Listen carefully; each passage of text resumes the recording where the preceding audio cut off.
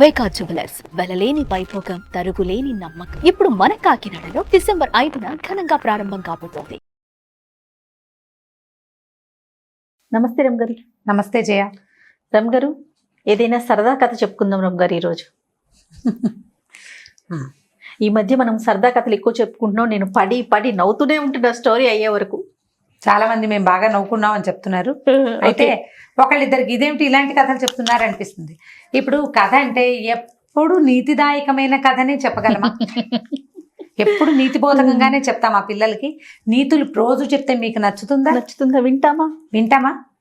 స్ఫూర్తిదాయకమైన కథలు అప్పుడప్పుడు వినాలి, నీతిదాయకమైన కథలు అప్పుడప్పుడు వినాలి. అన్ని యాక్సెప్ట్ చేస్తే బాగుంటుంది. అంటే యాక్సెప్ట్ చేయొద్దు, వినండి, ఎంజాయ్ చేయండి. మీకు నచ్చకపోతే ఓకే.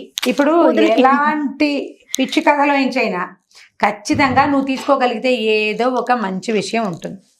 మీరు తీసుకోవటం చేత కావాలి. అదే సమస్య. మీరు టాపిక్ ఎత్తారు కాబట్టి చెప్తున్నాను. యాజ్ ఏ హోస్ట్ గా, ప్రోగ్రామ్ ప్రొడ్యూసర్ నేనే కాబట్టి ఒక్కొక్కసారి కింద వచ్చే కామెంట్స్ కి వెంటనే రిప్లై చేద్దామా అనిపించి కూడా, సోషల్ మీడియా కదా రమ్మగారు, వెంటనే మనం చేసి వాళ్ళు చేసి కరెక్ట్ పద్ధతి కాదు కదా అన్నట్లుగా అనిపించి అనిపిస్తుంది కదా అని ఆగిపోవటం. కానీ కొన్ని కామెంట్స్ పెడుతున్నారు, ఇది అసలు మీకు అవసరమా, ఇది డిస్కస్ చేసే విషయమేనా అంటే అది ఎలా రిసీవ్ చేసుకోవాలంటే ఏ అంశం అయితే అవసరం అవుతుంది. ఏదైనా అవేర్నెస్ కోసం. ఇప్పుడు మీరు ఒక గెస్ట్ ఉన్నారు, మీరు అన్ని సబ్జెక్టుల మీద మీకు పరిజ్ఞానం ఉండబట్టే మీతో మేము చెప్పించుకుంటున్నాం.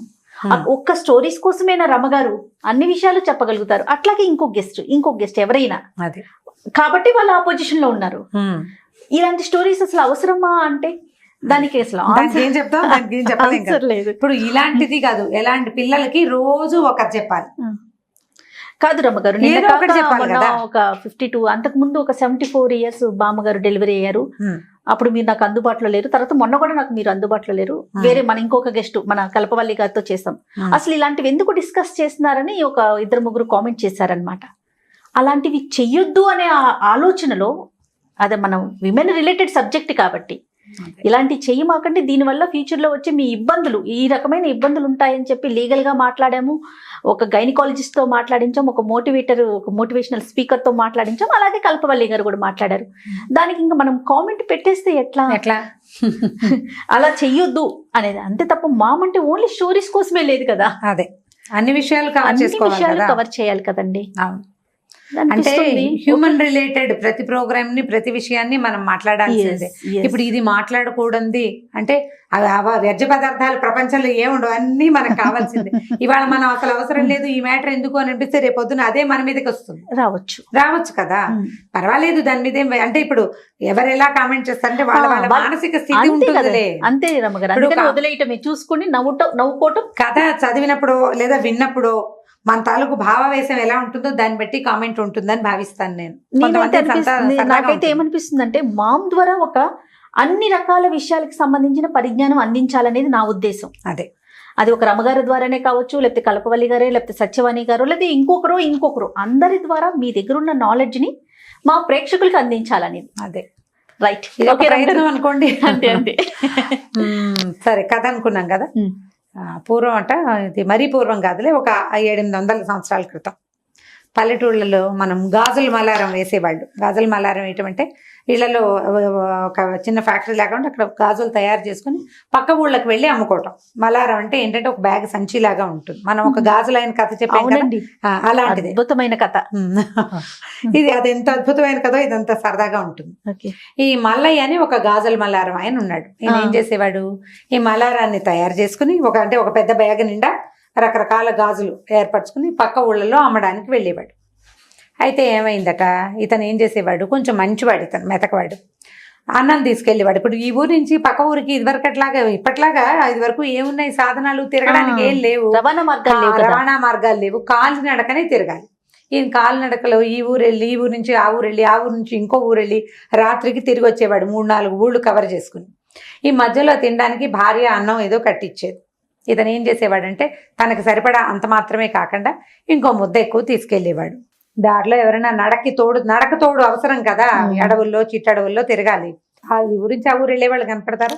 వాళ్ళతో వెళ్తూ మధ్యాహ్నం 2-2 భోజనాలకి ఎక్కడైనా అన్నం తినడానికి ఆగామనుకో, అవతల వాడి దగ్గర అన్నం లేకపోతే అందుకని ఒక ముద్ద ఎక్కువ పెట్టవే, కావాలంటే నేను ముద్ద తక్కువ తిని అవతల వాడికి ఇంకో ముద్ద ఎక్కువ పెడతాను అనేవాడట. అంత అన్నం పట్టుకెళ్ళి ఏదో ఒక కూర పచ్చడో వేసేది, కాస్త మజ్జిగ చిన్న దాంట్లో కాస్త మజ్జిగో ఏదో పట్టుకెళ్ళేవాడు, వెళ్తూ ఉండేవాడు.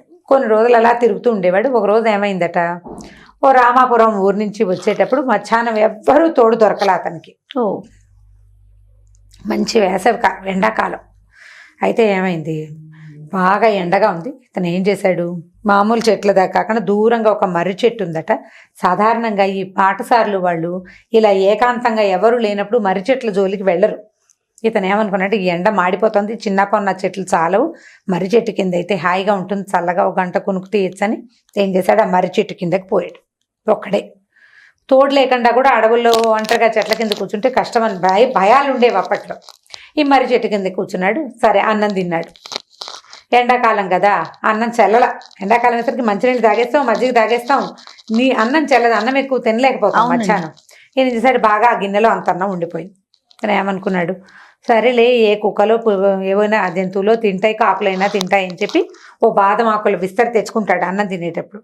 ఆ విస్తట్లోనే అన్నాన్ని పెట్టి ఆ మర్రి చెట్టు మొదట్లోనే ఓ పక్కకు పెట్టేసి ఇతను వెళ్ళిపోయాడు. దారిలో వచ్చేసాడనమాట.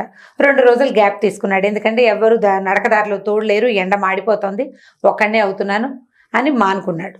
అయితే ఏమైందట, ఆ రోజు ఏ రోజైతే ఇతను అన్నాన్ని వదిలిపెట్టాడో ఒక బ్రహ్మరాక్షసి ఒకటి ఆ దారిలో వెళ్తోంది. ఏమనుకుందంటే, ఈ ఎండాకాలం చాలా అన్ని చోట్ల చెట్లు ఖాళీ అయిపోతుంటాయి, పక్షులు అవి కూడా ఉండవు, ఆహారానికి మనుషులు దొరకరు, జంతువులు దొరకవు, ఎండాకాలం అందరికీ సమస్యే. ఈ బ్రహ్మరాక్షసి మర్రి చెట్టు అయితే నీడగా ఉంటుంది, దీని దగ్గర బాగా పక్షులు అవి ఇవి జంతువులు చేరతాయి, ఇక్కడ దేన్నైనా స్వాహ చేయొచ్చు అని అనుకుని అది ఆ మర్రి చెట్టు దగ్గరకు వచ్చింది. ఈ మర్రి చెట్టు మొదట్లో అంత బాదమాకులు ఆకుపచ్చగా విస్తరి, అందులో తెల్లగా ఇంత అన్నము, అంత ఆవకాయ కనపడేసరికల్లా ఇది ఏమిటో ఇది చూద్దామని చూస్తే అదేదో ఖాద్య పదార్థంలాగా తెలుసు, అంటే తినే పదార్థం అని అర్థమైంది. ప్రయత్నం చేసి చూద్దామని అది అప్పటిదాకా జంతువుల్ని పక్షుల్ని ఎప్పుడైనా మనుషుల్ని కూడా భోంచేసింది. అన్నం ఏనాడు దాని బతుకులో తినలేదు. అన్నం చూసింది, ఆవకాయ కొద్దిగా తీసుకుని నాలుగు రాసుకుంటే సర్రమంది మొదట, తర్వాత బాగున్నట్టు తోచింది. ఇదేదో బాగుందని ఈ అన్నము ఆవకాయ చక్కగా కలుపుకుంది. అంతకుముందు ఆవకాయ అన్నం కలుపుకున్న ఆనవాళ్ళు కనపడుతున్నాయి ఆకులు, ఎంగిలాకే కదా అది. అక్కడి నుంచి అన్నం తినేసింది. తిన్నాక అన్నం దానికి విపరీతంగా నచ్చిందట. ఎంత బాగుంది, ఇట్లాంటి ఆహారం తినేవాడు ఎవడో ఇక్కడ వదిలిపెట్టాడు, ఆ వదిలిపెట్టిన వాడిని పట్టుకుని వాడి వెనకాల వెళ్ళిపోవాలని చూస్తోంది. పైగా ఆ ఎంగిలాకులో తినేసరికల్లా ఆ వ్యక్తి మీద దానికి చాలా ప్రీతి కలిగింది. అవతల అతను అన్నం తిని మరి ఇంకెక్కడ పెడతాడు, ఓ ఆకు తెచ్చుకున్నాడు, అందులో అన్నం తిన్నాడు, మిగిలిన అన్నం అందులో పెట్టాడు. అతను ఎంగిలాకే కదా తినేసరికల్లా వీడెవడో వస్తే వాడు వెనకాల వెళ్ళిపోదామని నిశ్చయించుకుని ఉంది. 2 రోజులు గ్యాప్ తీసుకున్నాడు కదా మల్లయ్య. 3వ రోజు మధ్యాహ్నం వచ్చాడు. వచ్చాక ఏం చేశాడు, ఇదే దారిని వచ్చాడు, ఎవ్వరూ లేరు, ఆ ఊళ్ళో బేరం అయిపోయింది. వచ్చి మర్రి చెట్టు దగ్గరకు వచ్చాడు. యాజ్ ఇట్ ఈస్గా వచ్చాడు. అన్నం తీసు తిన్నాడు. ముందు రోజు ఇంత అన్నం మిగిలిపోయింది కదా ముందుసారి వచ్చినప్పుడు, ఈసారి అన్నం ఒక ముద్ద తక్కువ తెచ్చుకున్నాడు. సరే అన్నం తిన్నాక ఇంకా కాస్త కొద్దిగా, అంతకుముందు ఇంత మిగిలింది, ఈసారి ఇంతే మిగిలింది. అన్నం తిని కాసేపు కాళ్ళు చాపుకుందామని పడుకున్నాడు. కాస్త పై పంచి పరుచుకుని, నేల మీద ఏం పడుకుంటారు, చెట్ల కింద పురుగు పుట్రా ఉంటాయి, తువ్వాళ్ళు ఏవో ఉంటాయి కదా భుజాల మీద, ఓ తువ్వాలు పరుచుకుని నెతికిని చేయబెట్టు పడుకునేసరికి ఎవరో ఆడ మనిషి ఏడుస్తున్నట్టు వినపడింది.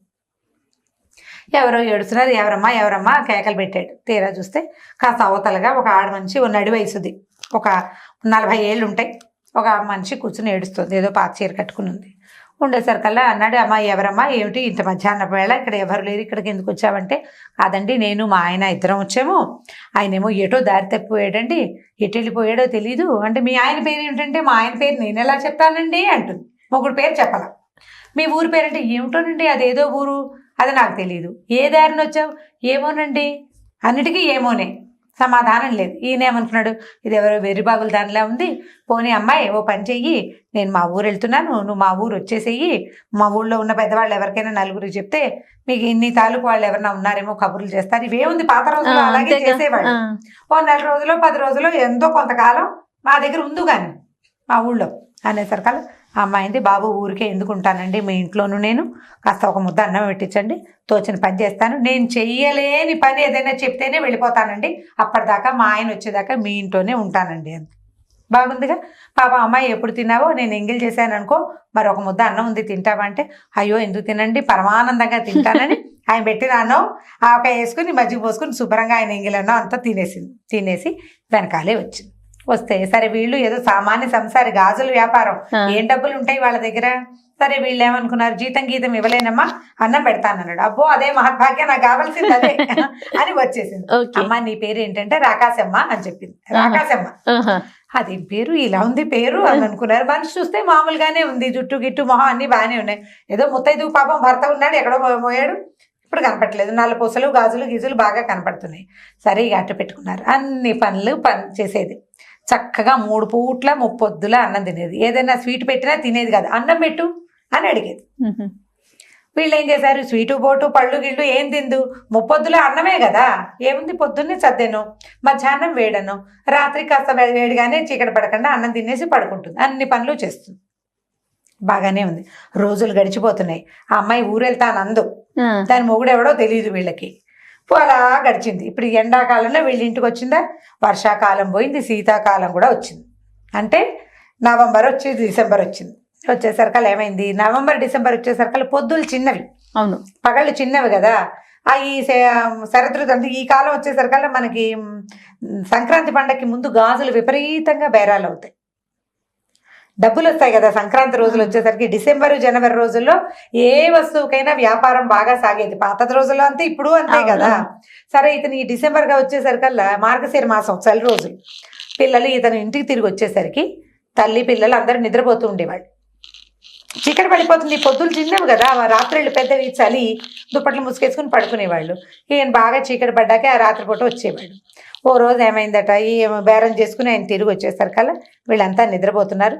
ఈయన భార్య, రైతు భార్య రాకాశమ్మ, అయ్యగారు వచ్చినట్టున్నారు, తలుపు తీవే అందుకు. తీవే అనగానే రాకాశమ్మ కూడా చాపేసుకుని మూల పడుకుంది. పొడుగ్గా చేయి చాపి తలుపు తీసింది. తీసేసరికల్లా ఈవిడ ఒత్తిగిల్లు చూసింది. రైతు భార్య, ఈ అమ్మాయి ఇక్కడి నుంచి లేచెళ్ళలేదు, చెయ్యి మాత్రం సాగి తలుపు దాకా వెళ్ళిపోయింది అనే సంగతి అర్థమైపోయింది. ఈవిడ బిగుసిపోయింది, అమ్మో ఏమిటిది అని. ఈయన లోపలికి వచ్చాడు. లోపలికి వచ్చేసరికల్లా రాకాశమ్మ పడుకుంది. ఈయన లోపలికి వచ్చాడు. ఏమే అన్నం పెడతావుటే అని లేపాడు భార్యని. మరి భార్య కదా అన్నం పెట్టాలి. ఆవిడ వణుక్కుంటూ లేచొస్తే, అదేమిటే అంత చలిగా ఉందా, వణికిపోతున్నావు, దుప్పటి కప్పుకొని అన్నం పెట్టన్నాడు. ఈవిడ శాలువా ముసుకేసుకుని వంటింట్లోకి వచ్చి, దుప్పటి చలి వణుకు కాదురా నాయన నీ మొహమండా, నువ్వు దాన్ని ఎవరితో తెచ్చావు, అది మనిషి కాదు, ఆవిడ పడుకుని ఇక్కడి నుంచి తలుపు తీసింది అనేసరికల్లా, అదేమిటి నీ మొహం ఏం కాదన్నాడు. కానీ ఆయన ఆలోచించుకున్నాడు, ఈ అమ్మాయి తలుపు తీసిందా, ఇప్పుడు ఒక మనిషి నేను వచ్చి తలుపు తీసాను అనుకో, తలుపు తీస్తే అవతల మనిషి వచ్చేసరికి నేను మంచం మీదకి ఎలా వెళ్ళి పడుకుని నిద్రపోతాను, పడుకోలేదు కదా, పడుకోలేరు ఎవరైనా అంతే కదా. ఇక్కడి నుంచి అక్కడికి వెళ్ళాలంటే టైం పడుతుంది. నేను లోపలికి వచ్చినప్పుడు రాకాశమ్మ చాప్ మీదే మూల పడుకుని నిద్రపోతుంది అంటే నిజమేనమాట. సరే ఈ అమ్మాయిని అబ్జర్వ్ చేయాలనుకున్నారు. ఓ 2-3 రోజులు చూసాక దీన్ని వదిలించుకోవాలి, ఇది మనిషి కాదు, ఏం చెయ్యాలి. అక్కడి నుంచి అన్నాడు, రాకాశమ్మ ఇంత ఇల్లు చిన్నది కానీ మనకి బోల్డ్ అంత పెరడుందమ్మా, చుట్టూత ప్రహరీ గోడ కట్టి మొక్కలు పెట్టుకుంటే బాగుంటుందమ్మా అన్నాడు. దాందేముందండి, కట్టేద్దామంత. అప్పటిదాకా ఈ అమ్మాయి ఇంటి పనులే చేయటం వాళ్ళకి తెలుసు, చకచకా పనిచేస్తుంది. ఒక గొయ్యి తవ్వి మట్టి తీసి దాంట్లో ఆవు పేడ అవి ఇవి కలిపి ఇటుకలు తయారు చేసి స్వయంగా కాల్చి ప్రహరీ గోడకి గొయ్యి తీసి ప్రహరీ గోడ కట్టేసింది ఈ రాకాశమ్మ. ఓకే, ఎప్పుడైతే మనం ఆడవాళ్ళు ఒక్కళ్ళే ఈ పనులు చేయలేరు, మగవాడి సహాయం లేకుండా ఈ అమ్మాయి ఈ పని చేస్తుందంటే ఇదేదో మామూలు మనిషి కాదు అనే సంగతి ఊళ్ళో జనాలకు కూడా అర్థమైపోయింది. ఇది అద్భుతం కాదు, ఏదో విపరీతం అని. అద్భుతంగా తోచటం లేదు, అద్భుతాలు వేరు కదా, అద్భుతాల్లో నాజుకుతనం ఉంటుంది, ఇది రాక్షసత్వం నాకు కనపడుతోంది.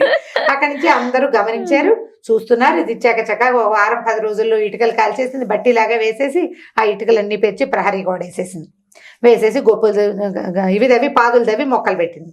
ఈయన అన్నాడు, అమ్మాయి ఇంత చిన్న చిన్న మొక్కలు ఎప్పటికి పెరుగుతాయి, అమ్మాయి పెద్ద మొక్కలు పెట్టుకుంటే బాగుంటుంది అన్నాడు. చేయలేరు కదా, పెద్ద మొక్కలు ఎలా చేస్తారు, ఇంత మొక్కని పెద్దది ఎవరైనా ఎట్లా చేస్తారు, చేయలేకపోతారు కదా అని ఊహించాడు. దాందేవుందయ్య గారు మనం తెచ్చుకోమని పక్కన అడవిలోకి వెళ్ళి పెద్ద మొక్కలు తీసుకొచ్చి ఇక్కడ పెట్టి, చూసారా పెద్ద మొక్కలు పెట్టాను అని. ఎవరి తోటలోంచో జామ చెట్టు, ఇంకెవరి తోటలోంచో అరటి చెట్టు కూడా పట్టుకొచ్చేసింది. ఈ చెట్లన్నీ వచ్చేసరికి ఊర్లో వాళ్ళకి తెలిసిపోయింది బాగా దీని సంగతి. వాళ్ళందరూ నువ్వు ఈ ఊరన్నా ఖాళీ చేయి, లేదా ఆ అమ్మాయినన్నా పంపించేయి, ఇలాంటి విపరీత ప్రవృత్తి ఉన్న వాళ్ళని ఊళ్ళో ఉంచుకుంటే నీకు ప్రమాదం, మాకు కూడా ప్రమాదమే. విరుచుకు తింటే ఊరి మీద పడి అంతేగా. నువ్వు వెళ్తావా దాన్ని పంపించేస్తావా అన్నారు. ఏం చెప్పినా చేసేస్తుంది. చెయ్యలేని పని చెబితేనే అది వెళ్తుంది. వెళ్తానంది. ఏ పని చెప్పినా చేసేస్తుంది. సొంత ఇల్లు, ఏదో కాస్త పొలం పుట్రా చిన్నవి ఉన్నాయి, 1-2 గొడ్లు ఉన్నాయి, పాలు తీసేస్తుంది, గేదెలు గడిగేస్తుంది, చెరువుకి వెళ్ళిపోతుంది, నీళ్లు తెచ్చేస్తుంది, సమస్తమైన పనులు చేసేస్తుంది. ఎలా దీన్ని? సరే ఇంతలో ఏమైంది, రోజు ఆలోచిస్తున్నారు బుర్ర బాదుకుని ఏం చేయాలో తెలియక. ఒక రోజట ఓ పిల్లి ఓ ఎలుకని తరుగుతోంది. మామూలుగా కనిపిస్తాయి కదా, ఇప్పుడు పెద్ద చిన్న ఇల్లుండి విశాలమైన ప్రాంగణాలు ఉంటే ఎలకలు, ఉడతలు అలా రకరకాల చిన్న పొన్న జంతుజాలం కనపడుతుంది. ఈ పిల్లి కాస్త పరిగెడుతోంది ఎలుకని పట్టుకోవడానికి. ఆ ఎలుక తుర్రుమని ఒక చిన్న కంతలోకి దూరిపోయింది. ఈ రైతు కొడుకు ఆఖరి వాడు ఒక 4 ఏళ్ల పిల్లాడో 3 ఏళ్ల పిల్లాడు ఉన్నట్ట. రాకసమా రాకసమా ఎలుకని తేవే అన్నట్ట. అనేసరికి అదెంత పని, నేను చేయలేనా ఏమిటని చిటుక్కుని ఇంత రాకాసమ్మ ఇంత చిన్నదైపోయి ఎలుక కన్నంలోకి వెళ్ళింది. వెళ్ళంగానే ఈ రైతు ఏం చేశాడు, దొరికిందిరా ఛాన్స్ అని గబగబా ఒక గంపెడి మట్టి తెచ్చి ఆ కన్నంలో పోసేసాడు. అది బయటికి రాలేదు. ఇంకా దాన్ని బాగా మెత్తేసి చిల్లు పూడ్చేశారనమాట పూర్తిగా. ఈ వెచ్చని రాకాసమ్మ ఆ తవ్వుకు బయటికి రావడం దాని వశం అయ్యే పని కాదు. ఇక అలా వెళ్ళిన రాకాసమ్మ ఇంకా మళ్ళీ ఇంటికి రాకుండా అక్కడ వెళ్ళిపోయింది అనమాట. ఆ తర్వాత ఇటు రోడ్ల మీద ఎక్కడైనా కనపడిన వాళ్ళని తెచ్చుకోకూడదు, అదెవరో బ్రాహ్మణ కథలాగా అని తెలుసుకున్నారనమాట వాళ్ళు. ఇంకా ఎప్పుడు ఆయన జాగ్రత్తగా మర్రి చెట్ల దగ్గర అక్కడ అన్నం వదిలిపెట్టేవాడు కాదు. వదిలిపెడితే ఇగో ఇలాంటి వచ్చేస్తుంది. అందుకని మన వాళ్ళు ఏం చెప్పేవాళ్ళు అంటే, ఇప్పటికి కూడా చెప్తారు జయ, ఆడపిల్లలు జుట్లు విరబోసుకుని తిరగకూడదని, ఏమైనా చెట్ల కింద కూర్చొని తినకూడదని చెప్తారు. మనం చెట్టు కింద సంవత్సరంలో ఒక్కసారే తింటాం. అవును, ఈ కార్తీక మాసంలో మాత్రమే. ఆ రోజులోనే, అది కూడా పగళ్ళు. రాత్రిళ్ళు తినకూడదు, ఆహారాన్ని విడిచిపెట్టకూడదు. అవన్నీ పాత రోజులు ఎందుకు నియమాలు ఉండేవి, ఇలాంటివి ఏవో జరిగేవి బహుశా, అందుకని ఇవి చేయకూడదు అంటారు. జుట్టు విరబోసుకుని తిరిగినా కూడా బాగా అందంగా కనపడతారని, వాళ్ళతో పాటు వచ్చేస్తారని అట్లా చెప్పేవాళ్ళు. నిజమా కాదా అనేది మనకు తెలీదు, కాకపోతే ఇదేదో మంచిది కాదు, చేయకూడదు అని చెప్పి ఈ కథ. చాలా బాగుంది రమ్మగారు, సరదాగా ఉంది కదా. చాలా చాలా బాగుంది, నవ్వుకోవటానికి, పిల్లలకి చెప్తానికి కూడా చాలా బాగుంటుంది. ఓకే రమ్మగారు, ఇంకొక స్టోరీతో మళ్ళీ కలుద్దాం. ఓకే, నమస్తే.